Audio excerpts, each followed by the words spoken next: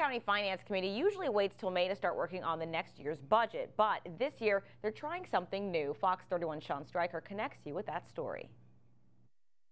The Dougherty County Finance Committee is getting a head start on next year's budget as they continue to meet with each department to help them brainstorm ideas on ways to reduce operating costs. And so we've been meeting. We met with the health department a few weeks ago, and then we met with Sheriff Spruill today and his administration. The Dougherty County Sheriff's Department budget, which includes the operating cost of the jail, is $16.4 million, which is 36% of the total general fund budget for the 2012-2013 fiscal year. And out of that budget, the jail is set to receive just over $13.1 million, and they say they're constantly working to reduce expenditures and increase revenue. One way they're doing this is by employing strategies to decrease the inmate population.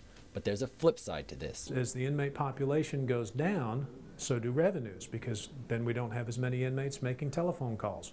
We get revenue from that. We don't have as many inmates making purchases from our commissary.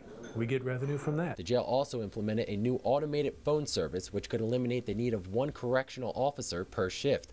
All in all, the Finance Committee says the sheriff and jail is doing a great job with their budget. It's a big responsibility, 800-something thousand square feet in the jail, and it's a 24/7 operation, and they do a real good job.